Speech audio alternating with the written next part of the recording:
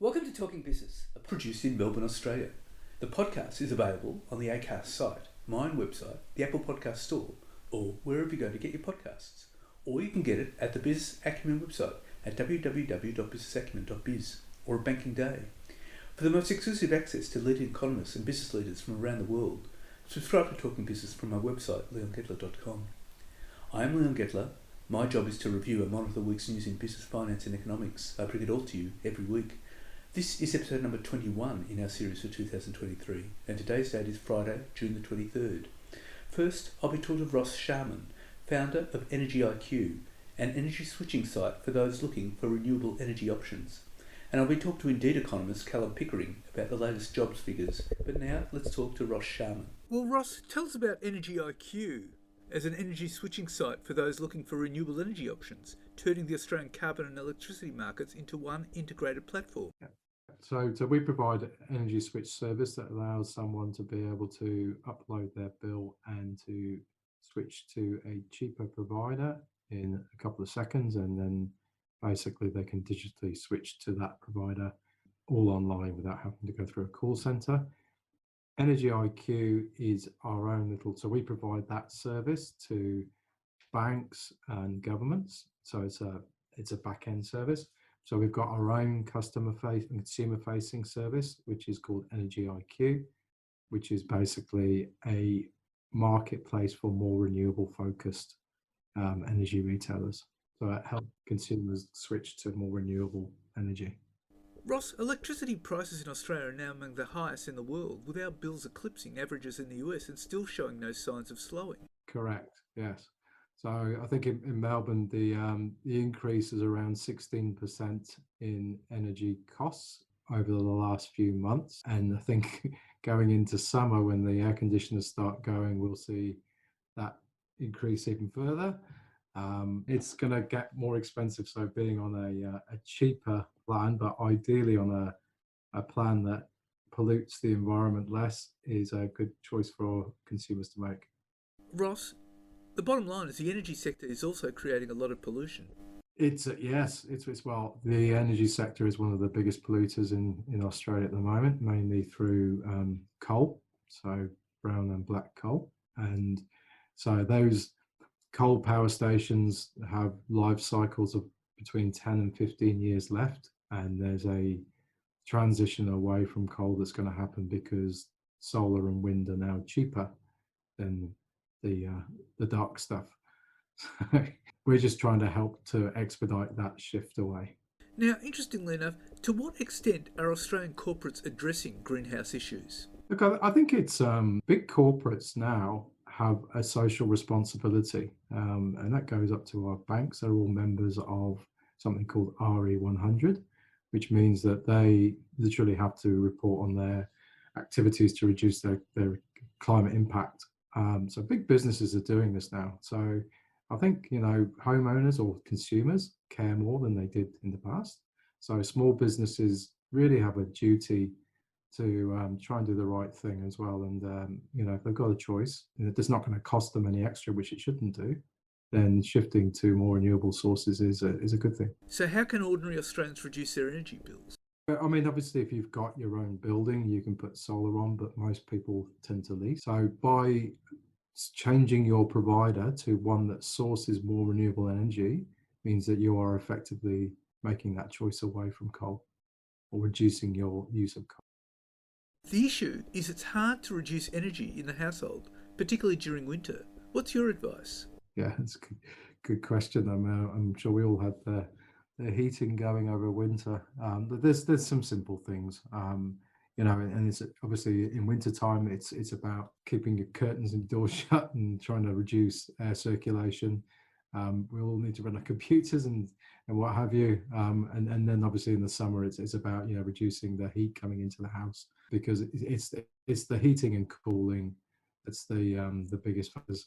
The other thing that homeowners tend to forget about is if they've got a couple of fridges, they've got a beer fridge in the garage, to try and get that beer out and put it into the other fridge, because running two fridges is actually quite expensive. And it's probably an easy thing to do to save money. Australians seem to be more aware now of climate issues with events like storms and bushfires. Would you agree with that? Correct. Yes. So I think the bushfires brought home what people haven't been able to see. So people heard about climate change but didn't really see it. Ash. So that was a very real experience, and so I think on the back of that really does bring home climate change and what it can actually do. What role will gas play as we move to renewables? Gas is an important part of the mix, but not as strong. Look, it's really going to be the next 5 years or 10 years that will play a role. After that, it will become negligible. So if you look at South Australia now, that's almost running 100% renewable on some days, and that's got no coal. It uses gas, but it's really about balancing the assets and using gas to fill that void. How have energy retailers responded to EnergyIQ? It's been very positive, and so some of the energy retailers we're working with have seen the positive effect for themselves to be associated with a renewable energy marketplace. We will be ramping up. So what we've been doing is just doing market testing, and we've been basically getting people to give us their feedback, and it's been very positive, and people have saved money. That's the important thing, as well as reducing their impact on the environment. But we will be stepping up marketing in the next 12 months on this. Now, what's the market for EnergyIQ? Yeah, look at Eastern Seaboard, so from South Australia up to Queensland. So Western Australia and Tassie and Northern Territory aren't competitive states, so they've only got one supplier there. What's your forecast for the coal industry? Look, I think it's interesting that 2 years ago or even a year ago, there was still very strong support for a new coal power station. That conversation's gone away. Well, thank you very much, Ross, and wishing EnergyIQ all the best. No, thank you, Leon. It's nice to talk to you, and you have a great weekend. And now let's talk to Indeed economist Callum Pickering. Well, Callum, the unemployment rate has fallen to 3.6% and employment rose by 75,900 people in May. What's your assessment of that? It was a really strong set of data. Employment increased by 76,000 people in May, up by 205,000 over the past 4 months. These are tremendous employment gains at any time, but particularly in the current environment where obviously the labour market is already very tight, but we're also facing a range of really challenging economic circumstances, and yet the labour market continues to strengthen. There's lots of jobs out there, and a lot of those jobs are being filled, and that's pushing employment higher, which is great to see. That's despite the high inflation and rising interest rates. Yeah, that's right. It's obviously been a very challenging 12 to 18 months for a lot of people out there, but it's not necessarily reflected in the labour market outcomes that we are seeing. There's been no meaningful moderation or slowdown in labour market conditions. The labour market is, the unemployment rate is only slightly above the 3.4% level it reached in October last year.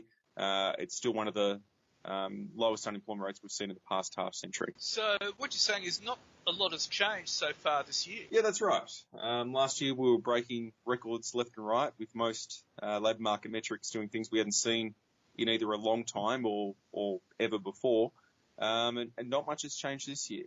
We're only slightly off where we were towards the end of last year. Conditions are still very, very tight. Recruitment remains very challenging for employers across the nation. Well, that's despite all the projections from the RBA and indeed Treasury that unemployment will have to rise. Well, there is certainly an expectation that the unemployment rate will increase over the next 12 months, but they remain, both the Reserve Bank and Federal Treasury remain reasonably upbeat with their forecasts. The Reserve Bank did expect that the unemployment rate would be 3.6% by mid-year, which is, of course, where it currently is. And they're only anticipating that the unemployment rate is going to increase into the low 4% range over the next 12 months. Now, if that was to eventuate, I think that would be a reasonably good outcome given the obvious challenge that high inflation poses. But there is also a possibility that the labour market continues to outperform expectations. It's remained highly resilient so far. There are still a lot of jobs out there waiting to be filled. The job vacancy rate at 2.8% is still twice as high as it was before the pandemic began. So there is a distinct possibility that the unemployment rate does remain very, very low over the remainder of this year. Which would have massive implications for inflation. Well, it certainly does. Yeah, the Reserve Bank anticipates that further rate hikes are going to be necessary to contain the current inflation outbreak. And given that inflation is still running at 7% and we have basically the tightest labour market in the past half century, it's hard to disagree with that assessment.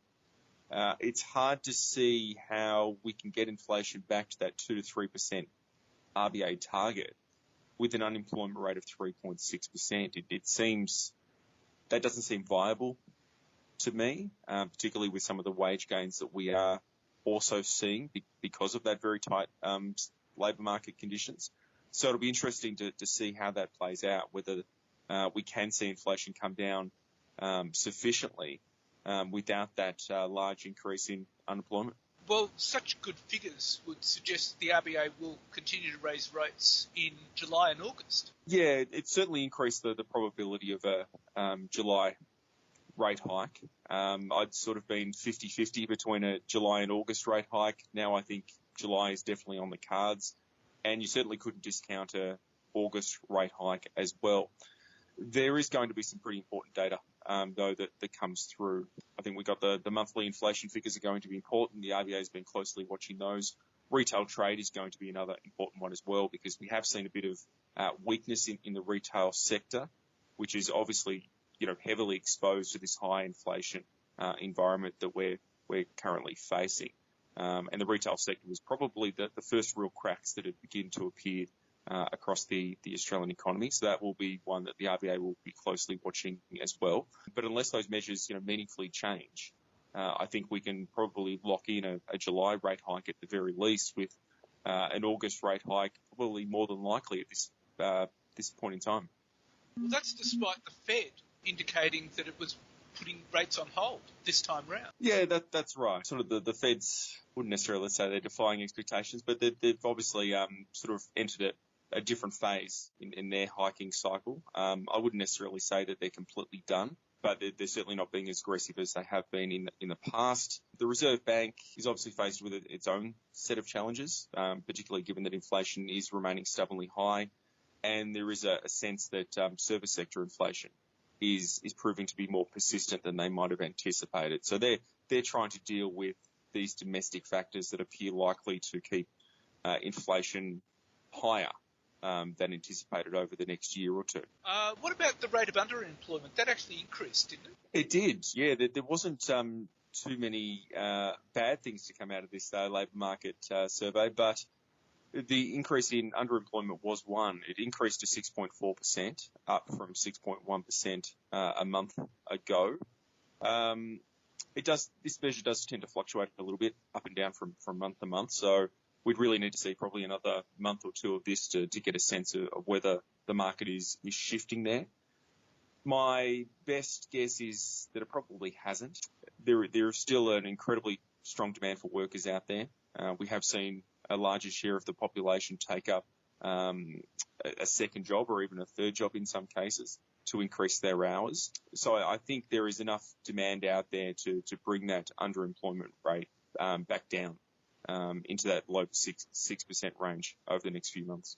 So why would it have increased? It's a good question. I mean, some of the volatility we do see from month to month simply reflects survey design, which is not a great answer, but it is the reality that the data can be very volatile. And so you sort of need to look at the trend a little bit more than some of the monthly movements. And we have seen some big movements in underemployment in recent months. So it'll be interesting to see whether that's settled down.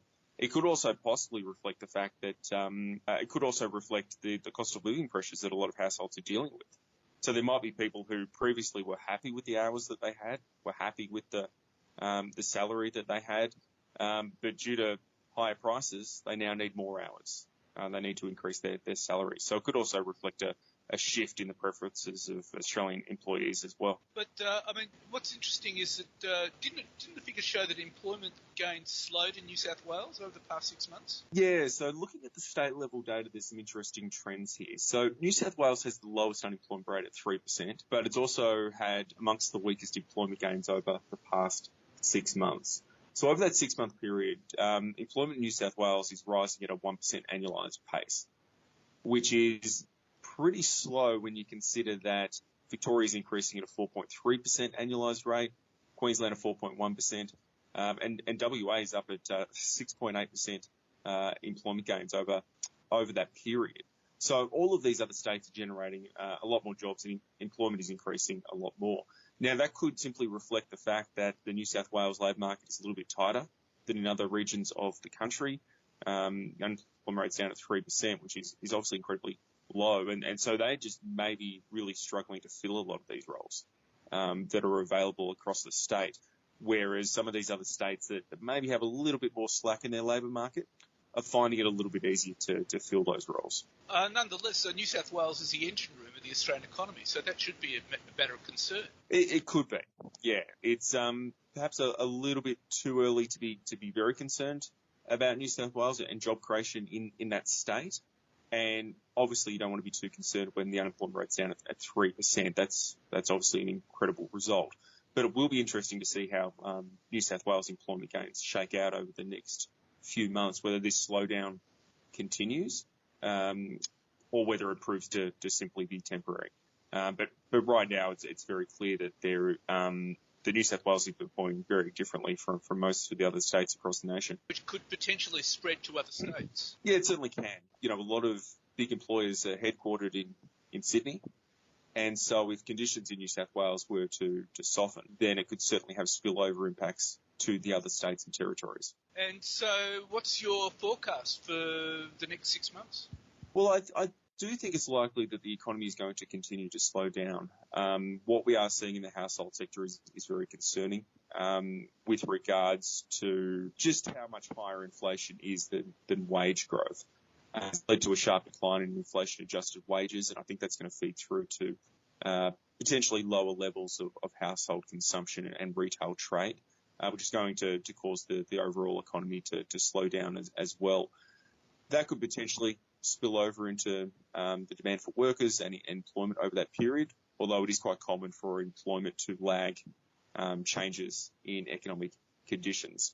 So we could end up with a situation where the economy slows down considerably over the next 6 months, and yet it takes a little bit longer for that to feed through to the demand for workers. Which will be interesting to see how that figures into the RBA's calculations. Yeah, the RBA is obviously anticipating that there is going to be a bit of a slowdown in economic growth over the next 6 to 12 months, but they think the unemployment rate is going to remain pretty contained in the low 4% range.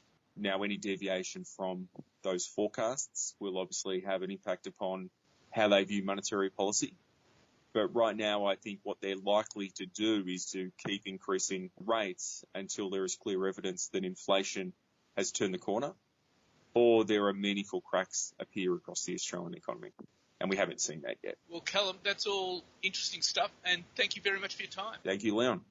So what's happening in the news? Well, Parliament will demand that PwC named 63 partners and staff caught up in the firm's tax leak scandal as senators investigating the breach of confidentiality rules put pressure on the Australian Federal Police to explain why they did not pursue the matter as far back as 2018. Senate's Finance and Public Administration Committee is expected to recommend in an interim report released on Wednesday that the firm make the list of names public. The list includes the names of 63 current and former partners and staff who received at least one email based on confidential information from the Federal Treasury, including advice to clients on how to sidestep new multinational tax avoidance laws, relying on leaked intelligence from disgraced tax partner Peter Collins. It has some crossover with a list of 36 PwC staffers that Green Senator Barbara Pocock attempted to table publicly during a parliamentary hearing last month. Members of the committee finalised recommendations focused on PwC and the AFP on Tuesday afternoon. The report was released during Wednesday's Parliament session. The Greens are understood to have pushed for the disclosure recommendation.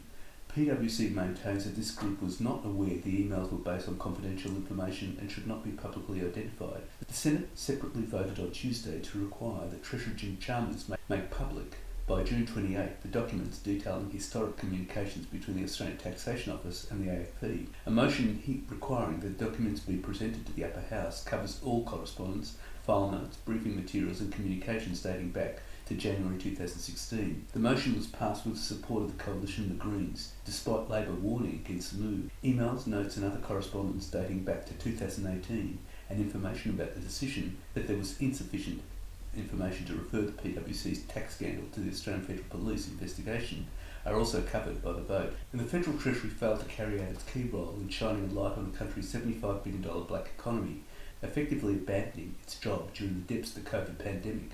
A scathing independent examination the department has revealed.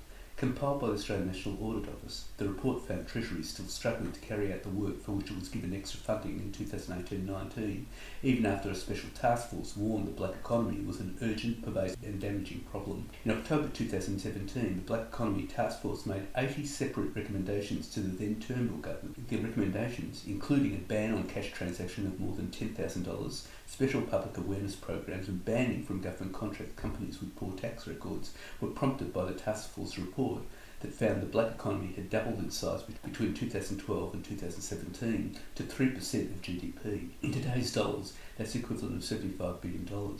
In tax alone, the tax office estimates economic activity outside the legal system accounts for $12.4 billion, or 30% of the annual shortfall in expected collections. In response to the task force's report, the government agreed with 27 of the proposals, agreed in principle with another 21, noted 18, supported 6, rejected 3 and did not respond to 5. Then Treasurer Scott Morrison committed to the 2018-19 budget to approve Treasury $12.3 million, the Home Affairs Department $153 million and the Tax Office $313.2 million extra funds to deal with the black economy. Both Home Affairs and the Tax Office were found by the Auditor General's Office to have been effective in carrying out their responsibility. But the Audit Office said Treasury, which had a pivotal role coordinating the response to the Task Force's proposals, had largely failed to implement recommendations it was charged with overseeing.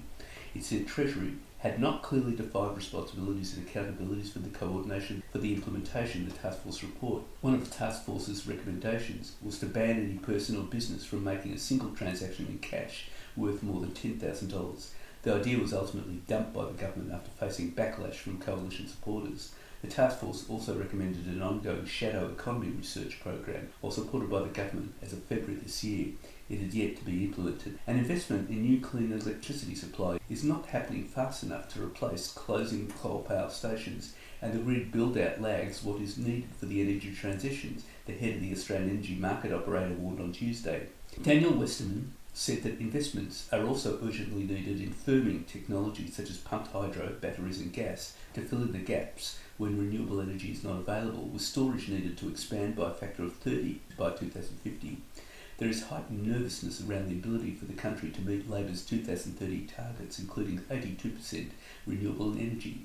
No new renewable energy generation projects reach a final investment decision in the March quarter, despite investors lining up to invest billions of dollars in proposed new projects, while some major new projects are running late. And Victorian Premier Daniel Andrews is facing growing pressure to pause all work with PwC, including with the Sayers Group, the new consulting firm of former PwC Australia CEO Luke Sayers, and carry out a full audit of state spending on consultants. The push comes as Mr Andrews faces questions over his close connection to billionaire Lindsay Fox, one of the business identities in Mr Andrews' inner circle and a financial backer of Sayers Group. The recently proposed $250 million motorsport complex is on land leased by Linfox next to its Avalon Airport that will be overseen by former Major Projects Victoria Director Tim Bamford. Pressure is now growing on Mr Andrews over the PwC tax leak scandal, amid reports the firm has made close to $80 million from the Andrews government over the past 5 years, according to a state Auditor General Office report. The PwC scandal involves a former PwC partner leaking confidential tax information to partners and staff at the firm between 2014 and 2017. In response to the scandal, the Commonwealth has effectively cut PwC off from new contracts. New South Wales has banned the firm from winning new tax-related advisory work, and the Queensland government is reviewing its ties to the firm. In contrast, Mr Andrews has played down the scandal, telling a public accounts committee his state government would not act in a unilateral fashion. And Australia's 4 largest banks have downgraded their growth forecast forecast for the economy for the year ahead, as households pull back on spending in response to aggressive interest rate rises, while the Treasury claims the country is in good stead to face economic challenges thanks to strong employment, following strong jobs growth in May and a surprise interest rate rise earlier this month. Westpac, NAB, Commonwealth and ANZ have downgraded their forecast for economic growth for 2023 and 24, and both Westpac and ANZ economists believe a per-capita recession, 2 quarters of negative growth in gross domestic product per person, is likely in the next year. The weaker forecasts come just weeks after the Reserve Bank painted a rosier picture of economic growth, forecasting gross domestic product will lift by 1.2% in 2023 and 1.7% in 2024 in its statement on monetary policy in May, and after Treasury's forecast of 1.75% growth this year in the May budget. Since then, the Reserve Bank Board has lifted interest rates by another 0.25 percentage points to 4.1% in June, the 12th rate rise in just over a year, and Governor Philip Lowe warned more rate rises were a possibility as the bank tries to bring down high inflation. The rate rises have been eating into consumer spending. National economic data from the Australian Bureau of Statistics showed earlier this month as households cut back on non-essentials to help pay higher interest bills. And Communications Minister Michelle Rowland has requested an urgent briefing from ABC management over the controversial move to cut 120 jobs as part of the national broadcaster's plan to target a digital majority audience. The ABC's push to adapt and evolve, as outlined in its 5-year plan announced earlier this month, met its first significant hurdle last week when the taxpayer-funded media giant endured a torrent of criticism over its redundancy program, with the axing of political editor Andrew Probyn prompting particular outrage. The acting president of ABC's Friends, Michael Henry, also sent a letter to Managing Director David Anderson on behalf of the organisation's 71,000 members to express concern over the redundancy program and the axing of the position of political editor. In its announcement last week that the ABC was transitioning to a digital-first media organisation, Mr Anderson said, "We've made clear our vision for the ABC to be an essential part of everyday life for all Australians through our high-quality journalism and content, wherever they may live across the country." One of several press gallery journalists to express outrage at the axing of the political editor role at the ABC was John Kehoe, economics editor of the Australian Financial Review. On Friday, he posted on Twitter, "Andrew Probyn redundancy exposes sad agenda of ABC news bosses. Woke, biased, out of touch with mid-Australia captured by Twitter far left. Probes, newshound, fair on all parties and decent man. As taxpayer and journo, I'm flabbergasted." State and territory governments need to set dates to end the use of natural gas as part of a nationwide effort to phase out the fuel and have a chance of meeting 2050 targets for net zero emissions, the Grattan Institute says. In a report that sets it on a collision course with gas pipeline owners, the think tank said Australia will not hit its target for carbon neutrality by mid-century unless it gets off gas, and delaying action will only make the process more difficult. Producing and using gas accounts for 22% of Australia's carbon emissions. Grattan said alternatives to gas such as hydrogen or biomethane were just too costly and far off to be a realistic replacement, meaning about 5 million households in Australia need to be taken off gas and electrified, despite the difficulties for households, businesses and regulators. Grattan's Energy Program Director Tony Wood, a co-author of the report, said government should waste no time before setting deadlines for ending gas use. In Victoria, the state most reliant on gas, about 200 homes will need to be taken off gas every day until 2050 to achieve net zero carbon emissions. Grattan noted that while all electric homes are cheaper to run, electric appliances are often more expensive, so governments will need to provide low-interest loans or other funding for homeowners and tax incentives for landlords to close the gap. Findings look set to be opposed by gas pipeline owners who are resisting the push to electrification to reduce emissions and are instead campaigning for the introduction of a target for renewable gas, including biomethane and hydrogen, to maximise use of existing infrastructure. They cite modelling by Frontier Economics in 2021 that found that developing renewable gases to reduce emissions from gas would save consumers up to $7.5 billion a year in systems costs compared with full electrification. But Grattan said there were economic, technical and logistical reasons why widespread substitution of green gas for natural gas wouldn't work. It even said the most ambitious forecast for hydrogen envisaged would only match gas on price in 2048, while parts of the gas network would need to be upgraded and appliances switched. It said while biomethane could be directly substituted into gas pipelines, it is expensive, and Australia is unlikely to be able to produce enough to replace its current gas use. Working from home last year made the average worker less productive and more anxious, depressed and lonely, according to academic research that also found these impacts were lessened by good managers. The study by researchers from the Australian National University, University of Newcastle and Macquarie University broadly found that people were less productive the more they worked from home. But amid significant debate over the effects of remote working on workplace culture and productivity, researchers also found that many outcomes improved the longer the study went on, and a large proportion of the negative effects observed could be attributed to poor management. This suggests firms with more skilled managers will have better results and that the outcomes of remote and hybrid working will improve as companies get more used to it. The non-peer-reviewed research was based on roughly 2,400 employee responses across 5 quarterly surveys conducted between the end of 2021 and the end of 2022, and included 2 surveys that took place when some respondents would have been forced to work from home by lockdowns or stay-at-home directions. It found that each additional day an employee worked from home, up until the 5th day, led to a corresponding deterioration in productivity, efficacy, turnover intentions, depression, anxiety and loneliness. Employees who worked from home 5 or 6 days a week, however, scored better than those who worked from home 4 days a week. The frequency associated with the worst performance scores on all metrics other than loneliness. And state governments will need to issue almost $100 billion in debt over the next 12 months to fund ambitious infrastructure projects, as budgets remain stubbornly in deficit, first time they've raised more than the Commonwealth. And bond investors expect competition to raise debt could mean states will have to offer generous returns to attract buyers. Queensland, which handed down a budget on Tuesday showing an unexpected $10 billion windfall, still expects to increase future borrowing requirements sharply from $15 billion to between $23 billion and $27 billion, while the South Australian budget released on Thursday shows total borrowings rising from $26 billion to $37.6 billion. Debt issuance by Australian states is expected to hit $96 billion in the 12 months to the end of June 2024, according to estimates by analysts at UBS. 2/3 of that will come from New South Wales and Victoria alone. The total is $21 billion higher than the Commonwealth's $75 billion in planned issuance, a situation that is unprecedented, according to the investment bank strategist Julia Spectre. The problem, she says, is that the pool of investors for states is not as large as the Commonwealth's. The extent of Victoria's debt part, released last month, was the most surprising. Victoria failed to show any concrete budget repair, she said. The state's funding arm, Treasury Victoria Corp, intends to raise $34 billion by the end of June next year and $30 billion the following year. And Treasury has been tasked with investigating how much banks are gouging Australians on international money transfers, as multicultural groups call on financial institutions to come clean on the cost of their markup exchange rates and hidden fees. Many Australians and international travellers in Australia sending money overseas are paying fees of more than 7% every time they make a foreign currency transaction. There is particularly concern that Pacific workers within Australia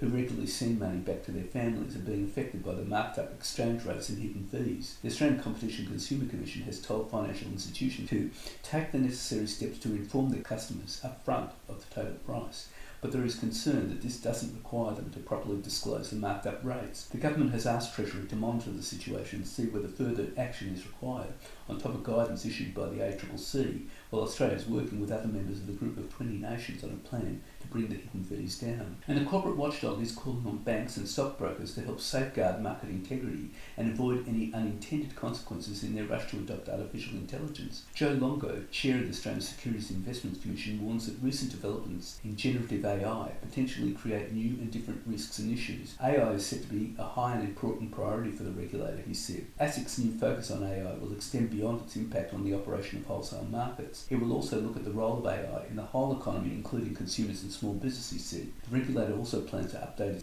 its electronic trading guidance for the same reason. It will also look at the role of AI in the digitalisation of assets carbon markets. Moreover, ASIC's expectation for the financial industry is that appropriate controls on the use of AI technology will be part of the design phase and in place before new tech is switched on. He sees a danger that the fear of being left behind will drive uses of tech that have unintended consequences, and notes a recent cyber attack on service provider Ion as a reminder of just how interconnected global markets are and the implications a bad actor can indirectly have on market intermediaries and the markets themselves. But while calling for robust governance and operational resilience measures, Mr. Longo notes that there is as yet no real consensus on how to regulate AI, if at all. The European Commission has proposed an AI law that takes a risk-based approach while prohibiting some particular forms. In Britain, a pro-innovation devolved regulatory model is proposed. China and Canada are proposing laws directed at regulating uses of AI. The Australian Government's recent discussion paper, Safe and Responsible AI in Australia, sought input on how Australia should approach the question of AI regulations. A decision by the Greens to defer debate on the $10 billion Housing Australia Future Fund for another 4 months has granted the Albanese government the first half of a trigger for an early double dissolution election, after the Greens sided with the coalition to thumb their nose at Labor and social housing groups and defer any further debate on the legislation until October 16. The government said this qualified under the Constitution as the first of 2 steps toward establishing a trigger. If the Senate defers a bill to October, the government will regard this as the Senate failing to pass a bill, Special Minister for State Don Farrell warned, for the vote. If the Senate repeats the action with at least 3 months in between, the government will have a trigger for a double dissolution, which is a full Senate election that must be held more than 6 months before the expiry date of the House of Representatives. At the very latest, that would be March 29, 2025, but the government could go much earlier. If it wished, the earliest it could hold a half-Senate election would be August 3, 2024. Anthony Albanese has told colleagues it would be handy to have a trigger for a double dissolution just in case it was needed. He also believes Labor would boost Senate numbers in the event of a full Senate election. In coal exports through the Port of Newcastle, one of the largest terminals in the country, are on track to record their lowest level in at least 5 years, as wet weather, rail maintenance and labour shortages hamper shipments. For the first 11 months of the financial year, to the end of May, about 116.7 million tonnes were exported from Newcastle. That compares with more than 154 million tonnes in the previous 2 years, and more than 160 million tonnes in 2020 and 2019, according to an analysis of shipping data. The shipments would need to jump by a whopping 37.5 million tonnes in June to be on par with last year. Shipments in the first 5 months to May totaled just 53.2 million tonnes, down 10% on the same period last year because of poor exports in the March quarter, the slowest start to the year since at least 2019, as wet weather and labour shortages hampered production. East coal shipments for the month in May showed total coal exports from the Port of Newcastle were 11.7 million tonnes, down 6% year on year, according to separate data compiled by Barrenjoey in June 9th. And that's it for this week. And next week I'll be talking to Janti Ayub, founder and CEO of AIMS, who will talk about making the most of digital marketing campaigns. And I'll be talking to AMP Capital Chief Economist Shane Oliver about the market outlook for the next financial year. In the meantime, you can catch me on Facebook, Twitter, Instagram and YouTube. And if you want, leave a comment.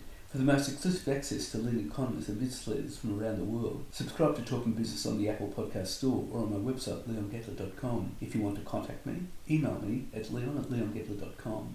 I answer all emails. Wishing you all a safe